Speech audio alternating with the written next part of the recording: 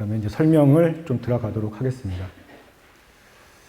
뭐 다 아시겠지만 작년 21년에 국가연구개발혁신법이 이제 제정이 되면서 그 각 부처별로 이제 혼재돼 있던 사업비 규정이 최대한 하나로 좀 통일을 해보자. 물론 거기에 따르지 않는 일부 부처도 있기는 하지만 이제 그런 취지 하에서 국가연구개발혁신법이 도입이 됐고 많이 지금 통일이 돼서 혼선이 좀 줄어들고 있는 그런 상황입니다. 뭐 보셔서 다 알겠지만 그 국가연구개발비 사용 기준을 보시면 이제 기업, 또 대학, 또 출연연구기관, 기타 비영리기관 등으로 해서 기관 유형별로 규정이 좀 이렇게 구분이 되어 있죠. 그리고 공통적으로 적용하는 규정은 공통 기준으로 해서 별도로 이렇게 좀 편성이 되어 있습니다. 요 밑에 있는 내용들은 뭐 일반적인 종전과 뭐 크게 다른 내용이 아니기 때문에 제가 일단 넘어가도록 하고요. 혁신법 이번에 그 제정이 되면서 뭐 여러 가지 변경된 게 있기는 한데 지금 저희가 보다 보니까 조금 이제 규정을 잘못 인지를 하고 계시는 경우가 좀 대표적인 게 인건비 계상률에 대해서 조금 규정을 잘못 이해하시는 경우가 있어서 좀 말씀을 드리는 건데요. 그러니까 인건비에 당연히 기간부담금, 퇴직급여 충당금이 들어가죠. 그죠? 인건비에는 당연히 포함이 됩니다. 혁신법 제정 이후에도 당연히 포함은 되는데 인건비 계상률 산출을 할 때는 기간부담금, 퇴직급여 충당금은 빼고 계산해라. 그러니까 별도로 계산해라. 인건비 계상률 산출할 때는 얘네는 고려하지 마라. 그러니까 얘가 인건비에 안 들어간다는 얘기가 아니고요. 인건비엔 들어가는데 인건비 계상률이라는 걸 뽑을 때는 얘네는 빼고 뽑아라. 그래서 여기까지는 대부분 많은 분들이 알고 계세요. 그런데 지금 좀 잘못 좀 이해를 하는 경우들이 뭐냐면 그러다 보니까 예를 들어서 이런 거예요. 그 참여연구원 이제 홍길동 씨가 있는데 홍길동 씨의 참여율이 만약에 40%다. 그런데 야 이제 기간부담금, 퇴직급여 충당금은 따로 가도 된대. 인건비 계상률에 구애받지 않고 따로 가도 된대. 그러니까 홍길동 참여율을 40%로 하는데 기간부담금, 퇴직급여 충당금은 100%로 가자. 이제 이렇게 가시는 데들이 많더라 그거예요. 근데 이 규정이 지금 매뉴얼에 보면 뭐라고 나와 있냐면 협약 체결을 할 당시 때는 기간부담금, 퇴직급여 충당금도 인건비 계상률에 따라서 하셔야 되는 거예요. 협약 체결 당시 땐.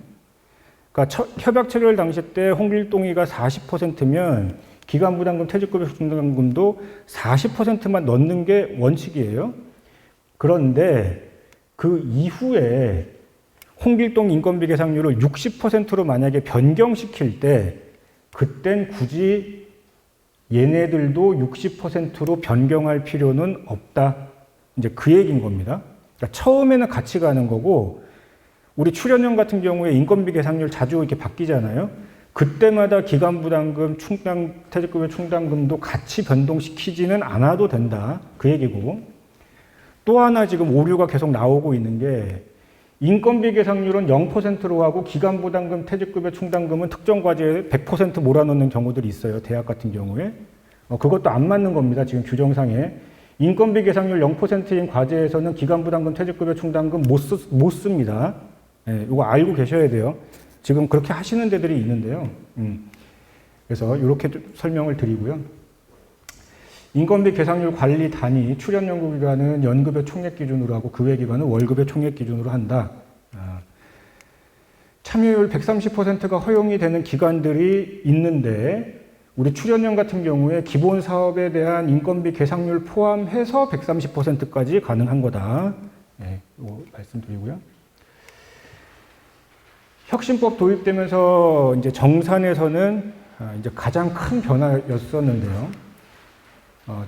연차별 정산을 하던 것이 이제 단계별 정산으로 변경이 됐다. 그래서 종전에는 1차년도 끝나고 잔액은 반납, 2차년도 끝나고 잔액 반납, 3차년도 끝나고 잔액 반납 이렇게 하던 게 만약에 1, 2, 3차년도가 하나의 단계 기간이라면 이게 하나의 기간이니까 1차년도 끝나고 잔액 남았다고 반납하지 말고 2차년도로 넘기고 2차년도 잔액 남았어도 반납하지 말고 3차년도로 넘겨서 3차년도 1단계 끝난 시점에서 한꺼번에 반납해라.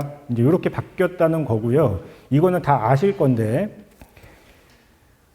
그러다 보니 사업비의 규정도 모든 게 다 단계 기간 기준으로 설명을 드리는 거예요. 그러니까 뒤에 제가 이제 뭐 구체적으로 뭐 계산 기준, 뭐 한도 이렇게 설명드리는 모든 거는 연차 예산 기준이 아니고 단계 기준이다. 예를 들어서 뭐 연구수당 같은 경우에 인건비의 20% 이런 한도 있지 않습니까? 그죠? 그때 얘기하는 연구수당은 1, 2, 3차년도에 합산한 연구수당을 얘기하는 거고 그때 얘기하는 인건비는 1, 2, 3차년도 합산한 인건비를 가지고 20%가 넘느냐 안 넘느냐를 따지는 거예요.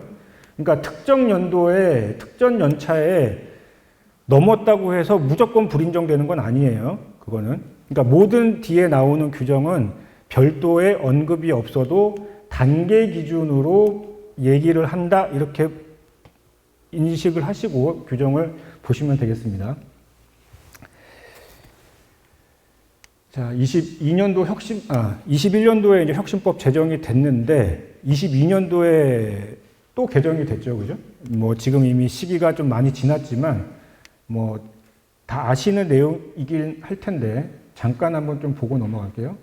논문 저순 출판 비용 같은 경우에 종료 2년 후까지 사용 가능한데 중요한 게 중앙행정기관장이 인정을 해야 됩니다. 그래서 그 해당 부처 규정에 이런 비용들 종료 2년 후까지 인정된다라는 규정이 나와 있거나 해당 사업 공고에 이렇게 2년 후까지 쓸 수 있다라고 언급이 돼 있어야 쓸 수가 있는 겁니다. 2년 후까지. 근데 지금 전문기관들의 의향을 들어보면 안 해주겠다라는 거여서 거의 좀 유명무실해지지 않을까 싶은 생각은 좀 들기는 해요. 네. 그리고 보안수당이라는 게 신설이 됐고 현금 인건비 대상 교환 범위가 명확화됐는데 요거는 뭐 문구 조정이라고 생각하면 되고요. 영리기업 연구실 운영비 수정 사용이 가능하게 됐다.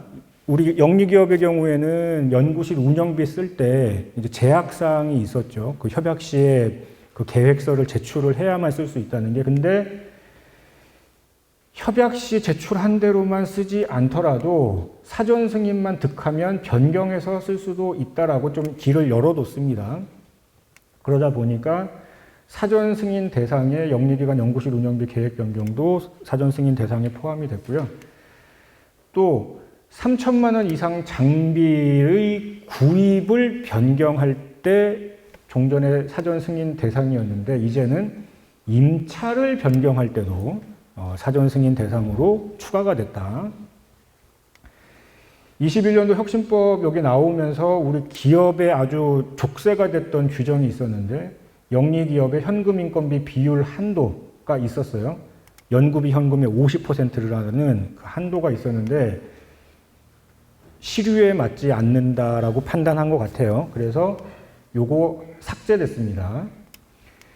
그리고 21년도 제정될 때 요건 이제 아마 그 규정 만드신 분이 약간 조금 이제 실수가 있었던 것 같은데 수행기관 간 거래는 무조건 금지였었는데 이제 문구 때문에 그때 그렇게 됐어요. 수행기관 간 거래는 무조건 금지였는데 이제 비영리기관 공동활용 시설 장비 사용 비용이라든지 시험검사 분석 비용은 수행기관 간 거래라도 예외적으로 해주겠다. 이제 이렇게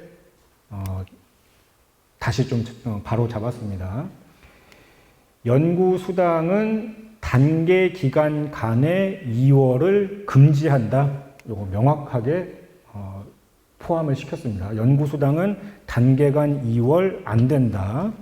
뭐 승인 대상도 아니다. 그냥 금지다 얘는.